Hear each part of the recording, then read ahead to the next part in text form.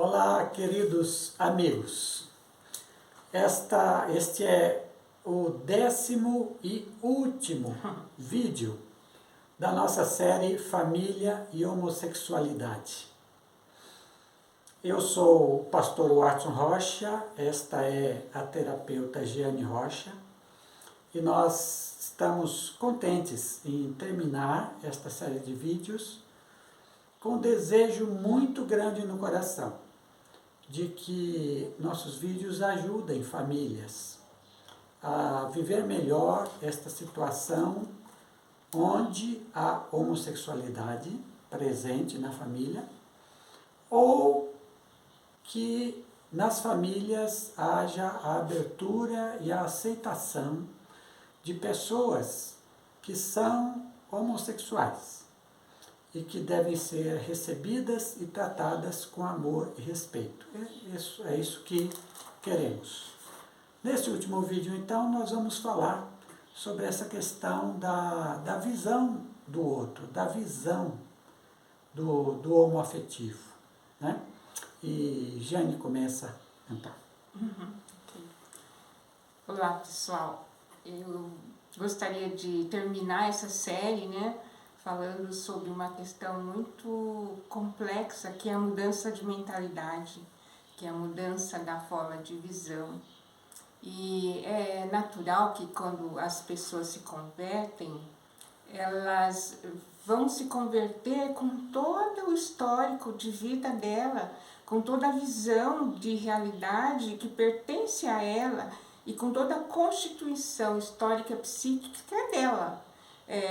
De ambiente familiar, de desenvolvimento do meio, se teve um ambiente rígido ou não, tudo isso vai influenciar na forma dela ver a realidade, dela interpretar a realidade. E tudo isso vai influenciar na visão que ela vai ter de Deus em princípio. Quando o Evangelho é pregado, quando Jesus é apresentado a ela vai ter toda essa base para interpretar. Então, logo quando as pessoas se convertem, elas vão ter uma imagem de Deus misturada com a sua visão, né, de realidade. Isso é natural. Isso não tem nada de certo ou errado, é natural. O que vem depois que é a questão, que é a convivência, é o desenvolvimento da intimidade com Deus, o conhecimento da palavra de Deus, o estudo, a reflexão da palavra de Deus, que, se a pessoa permitir, vai trazendo novidades, vai trazendo muitas coisas diferentes, que às vezes pode ser escandaloso ou escandalosa. E veja só, quando Jesus, naquela época, conversava com mulheres, era escandaloso. Culturalmente era escandaloso, culturalmente e socialmente era escandaloso. Mas a graça de Jesus impulsionava a quebrar todos esses preconceitos e ver as pessoas como iguais. Então, a nossa mentalidade, ela precisa ser transformada, conforme Romanos 12, 2, quando Paulo coloca lá, ser transformada pela renovação do entendimento, da convivência que nós temos com Deus, buscando a vontade de Deus, que é boa, perfeita e agradável. É boa, perfeita e agradável. E nós precisamos estar atentos a isso, de não ficar cristalizados, não ficar fechados com as nossas tradições e nossa visão pessoal de história de vida, o que nós aprendemos.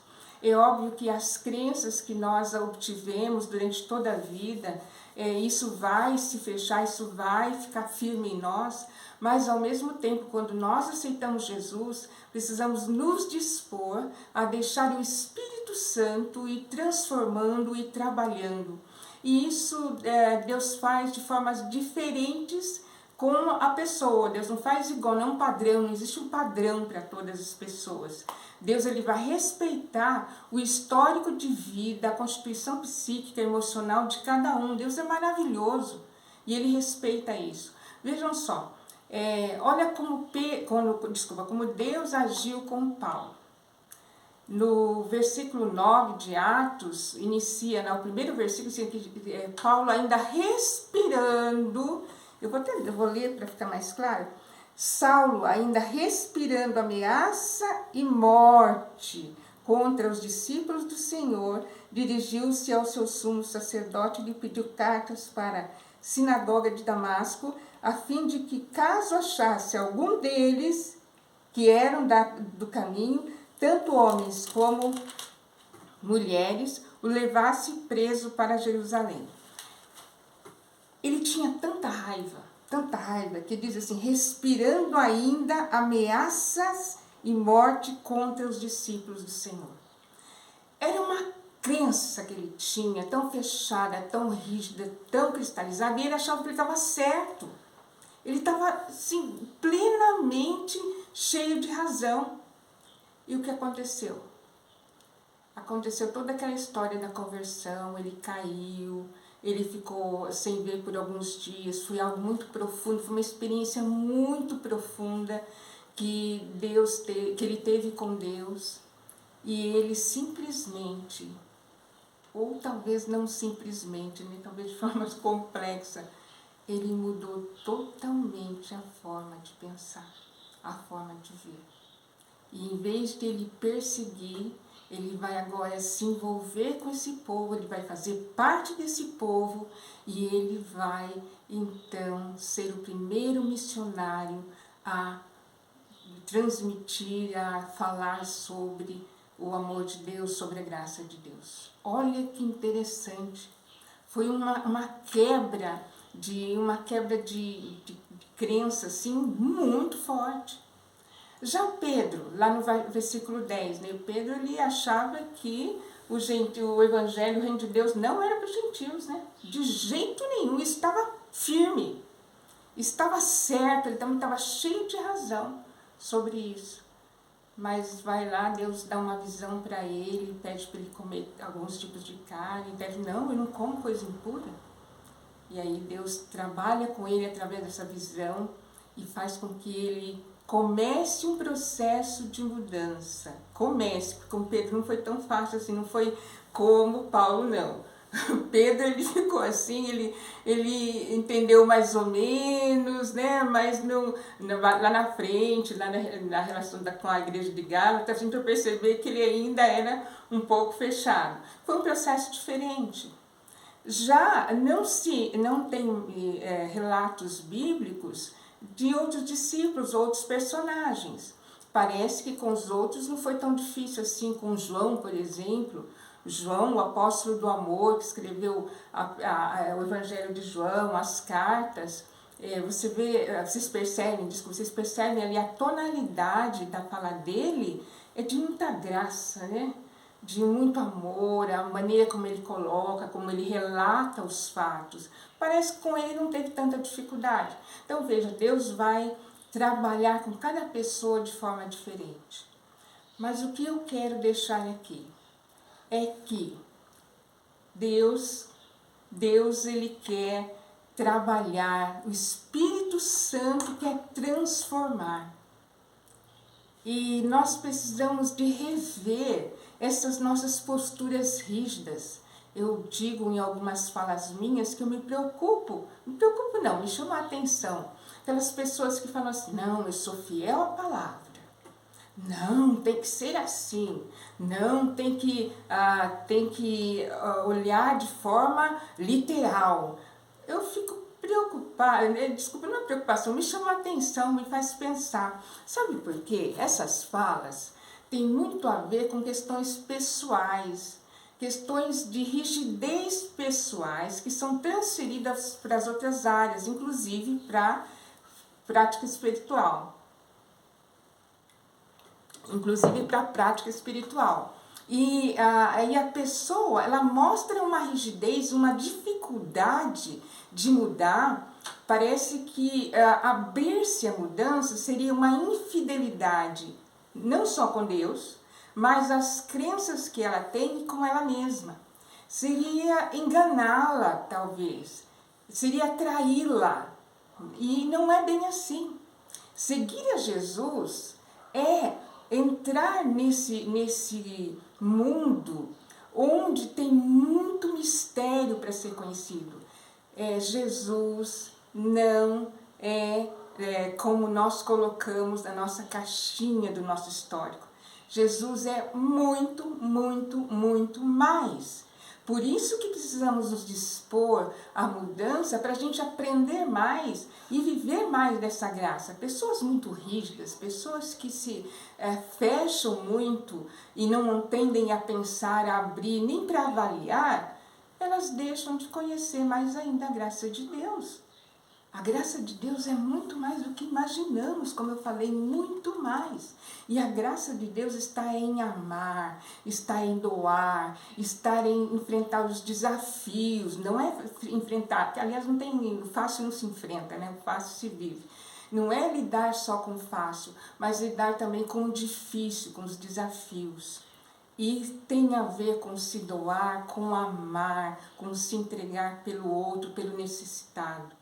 Eu estava pensando sobre a parábola do bom samaritano, e eu estava pensando, quem é o samaritano em termos coletivos hoje, que a gente precisa ir lá e ser o próximo desse samaritano?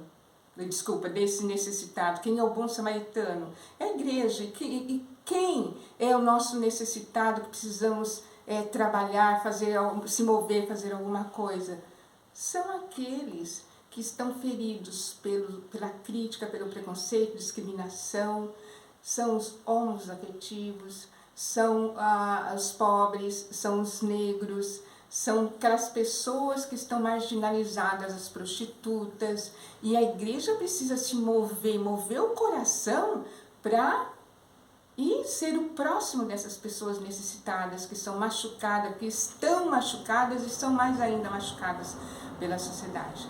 Mas o que eu quero deixar aqui é que precisamos nos abrir para que o Espírito Santo trabalhe e encha o nosso coração de amor, encha a igreja evangélica de amor a ponto de se mover mais pelo necessitado.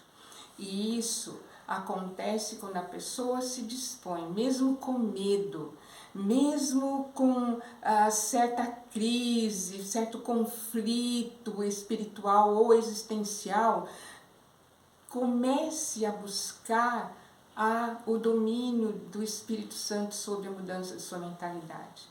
Não é fácil, nós mexemos num assunto bem indigesto, como eu disse em uma das lives, é complicado, mas eu creio que se houver uma disposição em deixar o Espírito Santo trabalhar, ele vai fazer dentro do processo, vai respeitar o seu processo e vai sim mudar a sua mentalidade conforme a vontade dele. E eu quero falar para vocês um pouco sobre esse processo na minha vida. Quando nós fizemos o nosso vídeo de número 9, que foi o vídeo passado, que tratou da Bíblia e a homossexualidade, eu recebi muitos retornos. A grande maioria não concordou, discordou de mim, discordou de nós e não aceitou. O que eu acho natural dentro do contexto evangélico religioso no qual vivemos. Uma minoria disse, concordo com você, acho coerente, correta essa interpretação. Mas teve um grupo, isso eu acho interessante, um grupo também minoritário, mas um grupo interessante que diz, olha, eu estou pensando, ainda não consegui assimilar o que vocês disseram, mas eu estou pensando nesse negócio.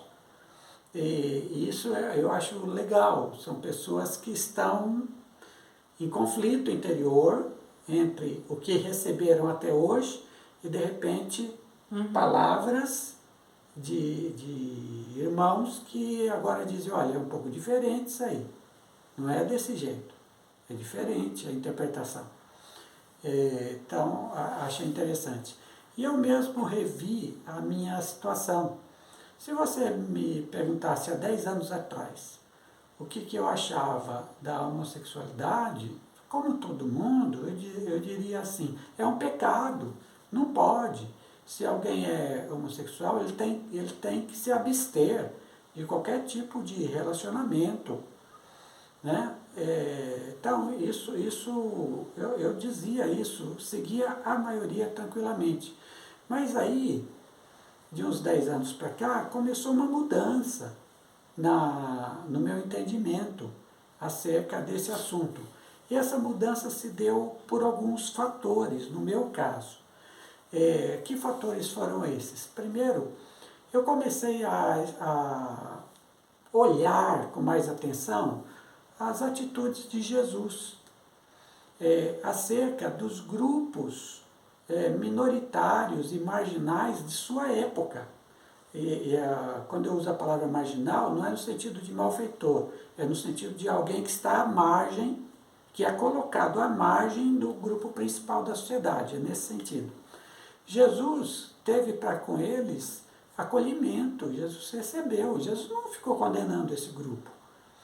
Jesus os recebeu, falou sim sobre arrependimento, porque todos são pecadores, mas Jesus observou que eles se arrependiam mais do que o grupo dos santos, os fariseus, que não se arrependiam de jeito nenhum, e se achavam sem pecado. Então, assim, essa atitude de Jesus. E também comecei a olhar a Bíblia no sentido de identificar como é que a Bíblia se portava em relação à cultura na qual ela foi inserida. E ali, isso eu já tinha visto antes mesmo, desses 10 anos, eu percebi que a Bíblia, ela fala a sua cultura. Agora, ela carrega em si princípios que vão valer para todas as culturas, mas os princípios, não os mandamentos específicos para aquela cultura. Então, quer dizer, essa visão das Escrituras e essa visão de Jesus começou a fazer uma mudança na minha mentalidade sobre a questão da aceitação daqueles que são homoafetivos. Outra coisa foi perceber o sofrimento de adolescentes e jovens que se descobriam homoafetivos. Eu soube de histórias de muitos adolescentes que se suicidaram por causa disso. E a família não aceitava, e a família fez pressão. E eles não aguentaram a pressão da própria família, da própria igreja. E se mataram. Outros foram expulsos de casa. Vi também histórias boas de pais que aceitaram seus filhos nessa condição. Histórias bonitas também, mas vi muito sofrimento. Em todos os casos, sempre muito sofrimento. Em relação a isso, eu às vezes evito fazer esse tipo de comentário, mas eu acho que eu vou fazer aqui. É o que você está falando, é o que a gente já conviveu e já teve conhecimento. Muitos líderes, muitas pessoas cristãs têm em suas mãos um peso de ter empurrado uma pessoa para um suicídio por não acolher, por criticar, por discriminar, por ter preconceito, de empurrar uma pessoa para o suicídio. Uma família que não acolhe, uma igreja que não acolhe, tem em suas mãos um peso. Que isso eu acho que pode ser cobrado. Eu não gosto de falar assim, mas isso me chama tanta atenção que é algo muito sério, né? Ter todo esse comportamento preconceituoso que exclui a pessoa e leva a pessoa até um suicídio. Uhum. E assim, pessoas estão sofrendo muito. E o que a gente vai fazer diante do sofrimento do outro? A gente vai dizer, você está em pecado, você que sofra mesmo. É isso que a gente vai dizer? É assim que Jesus agiria? É essa a questão. Jesus agiria assim, desse jeito? Você está em pecado, você que morra. Jesus agiria assim? Ou Jesus acolheria, abraçaria e ajudaria essa pessoa no sofrimento dela? Então, quer dizer, ver o sofrimento dos outros e simplesmente ignorar, você é homossexual, deixa pra lá. Assim, aquilo começou a me doer o coração. E outra coisa também que ajudou na minha mudança, já há muito tempo eu trabalho no Tribunal de Justiça. Então, estou sempre em contato com palestras e muita coisa que sai ali. E o tribunal no qual eu trabalho tem disponibilizado muitas palestras na área dos homoafetivos, na área dos trans. São pessoas que têm biologicamente um sexo, mas elas se veem como do outro sexo, tá? Elas se sentem do outro sexo e não daquele biológico.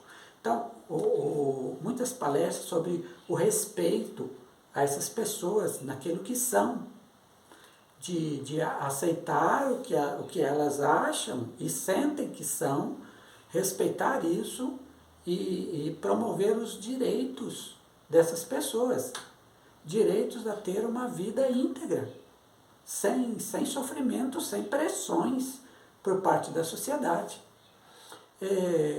E aí eu comecei a pensar, olha que coisa interessante, o direito valoriza mais as pessoas, o direito, veja bem, no seu negócio de direitos, né?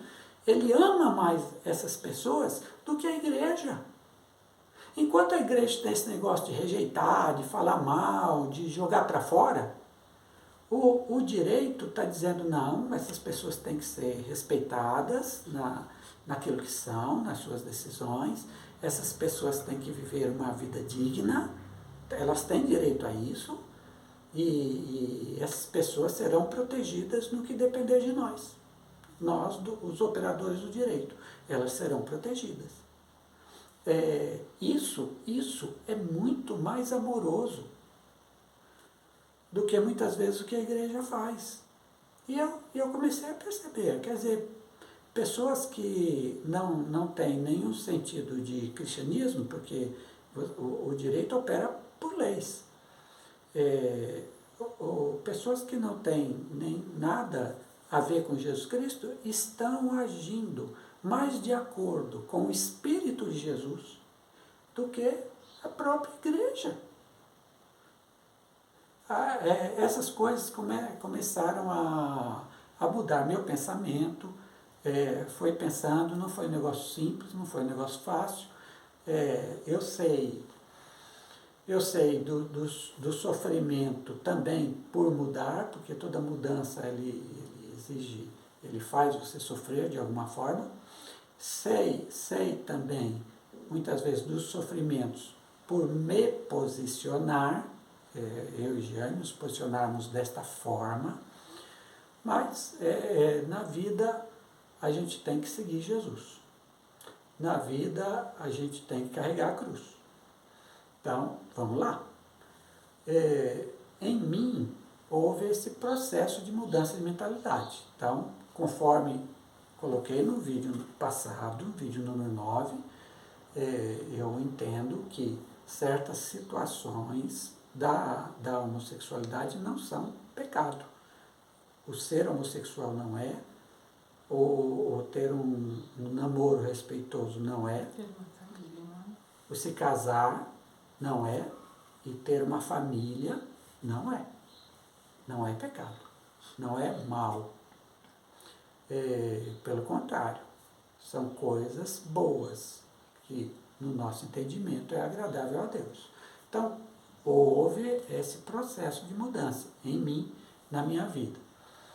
E é isso que eu digo para vocês. Claro, cada um tem a sua vida, como o Jeane falou. Cada um vai ter seu processo de vida.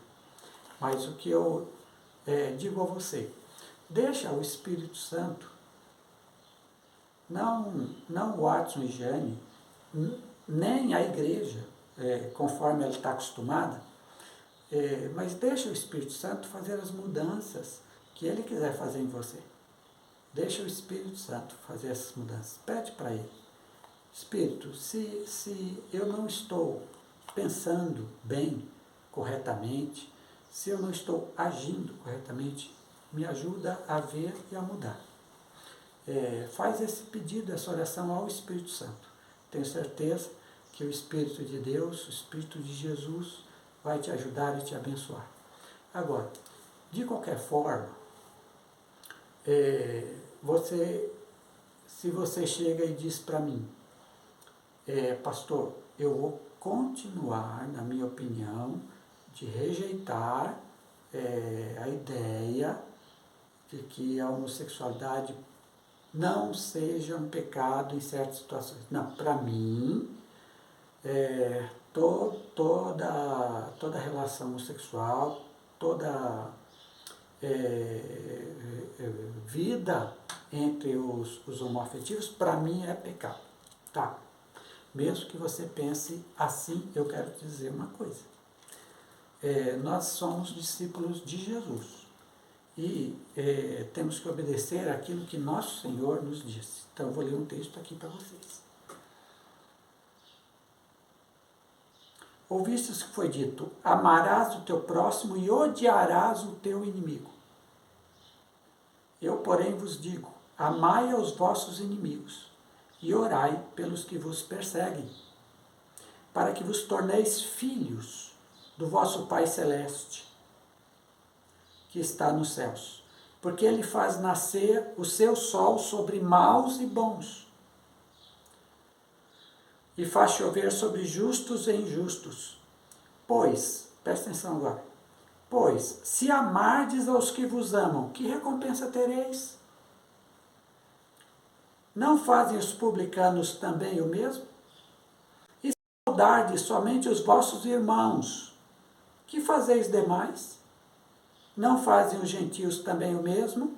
Sede vós, pois, perfeitos, como é perfeito o vosso Pai Celestial. O que isso significa no caso que a gente está estudando aqui? Significa que você, mesmo que você diga, não, todo ato homossexual para mim é um pecado. Mesmo que você diga isso, você, pela palavra de Jesus, é chamado a amar estas pessoas, a amar. O que significa que você vai se tornar amigo delas. O que significa que se você ama, você vai fazer o bem para elas. Porque amar na Bíblia não é amor platônico, eu amo, eu amo, eu amo, fica só nessa palavra boba, mas não faz nada de bom para o outro. Na prática não é nada de... Não. O amor bíblico é aquele que vai de encontro ao outro e faz o bem para o outro. Esse é o amor bíblico, como Jesus fez. Nos amou e provou seu amor morrendo na cruz por nós. Então, ame esse grupo, não exclua do seu relacionamento. Não jogue fora. Não fique o tempo todo jogando pedra. Acolha, receba, converse, seja amigo, faça o bem, ajude. Então faça isso. Você não precisa mudar de opinião, você precisa amar. E amar é mandamento de nosso Senhor, que a gente cumpre, porque essa é a nossa vida. A nossa vida é amar. Ok. Vou terminar lendo o texto de 1 Coríntios 13, mas antes eu gostaria de falar também que eu vi uma fala assim, a gente não pode passar a mão no pecado, não pode assim, abraçar o pecado, que não sei o que, não sei o que lá. Isso também, essa fala também demonstra uma dificuldade da pessoa se sentir amada, e por isso ela tem essa dificuldade de amar, de liberar graça, de liberar amor, porque tem questões interiores dela que precisam ser resolvidas. Então é importante observar como que você está lidando com essas questões de homossexualidade, outras questões polêmicas, como que você lida, se é com uma certa rigidez. Se é com rigidez, volte para si e dê uma olhada o que tem de tão rígido que precisa ser quebrado para que você possa experimentar mais ainda essa graça maravilhosa do Senhor Jesus. E eu vou ler o texto de 1 Coríntios que Paulo escreveu, fala sobre o amor é o dom supremo. Ainda que eu fale as línguas dos homens e dos anjos, se não tiver amor, serei como um bronze que soa ou como um símbolo que retine. Ainda que eu tenha o dom de profetizar e conheça todos os mistérios e toda a ciência, ainda que eu tenha tamanha fé a ponto de transportar montes, se não tiver amor, nada serei. E ainda que eu distribua todos os meus bens entre os pobres, e ainda que entregue o meu próprio corpo para ser queimado, se não tiver amor, isso de nada me adiantará. O amor é paciente, é bondoso, o amor não arde em ciúmes, não se envaidece, não é orgulhoso, não se conduz de forma inconveniente, não busca os seus interesses, não se irrita, não se ressente do mal. O amor não se alegra com a injustiça, mas se alegra com a verdade. O amor tudo sofre, tudo crê, tudo espera, tudo suporta. O amor jamais acaba. Havendo profecias, desaparecerão. Havendo línguas, cessarão. Havendo ciência, passará. Pois o nosso conhecimento é incompleto e a nossa profecia é incompleta. Mas quando vier o que é completo, então o que é incompleto será aniquilado. Quando eu era menino, falava como menino, sentia como menino, pensava como menino. Quando cheguei a ser homem, desisti nas coisas próprias de menino, porque agora vemos como no espelho, de forma obscura, depois veremos face a face. Agora meu conhecimento é incompleto, depois conhecerei como também sou conhecido. Agora, pois, permanecem a fé, a esperança e o amor. Estes três, porém, o maior deles é o amor. O amor deve imperar em todas as relações. Deve imperar. Não é a lei que deve ser norteadora das nossas relações pessoais. É o amor. E não adianta você ser um excelente cristão, ser fiel no dízimo, ser fiel em doar para as pessoas, se sacrificar pelo outro, mas se não tiver amor, Paulo diz, olha, não importa. Ame os necessitados, ame os homoafetivos, os pobres, os negros, os marginalizados, se doem por eles.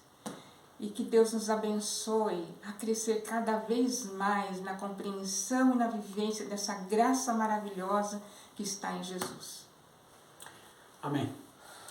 Terminamos assim o nosso curso. Eu peço a você, se tiver interesse, que assista os outros 9 vídeos que nós já fizemos, para que você tenha uma visão completa daquilo que falamos, das orientações que foram dadas.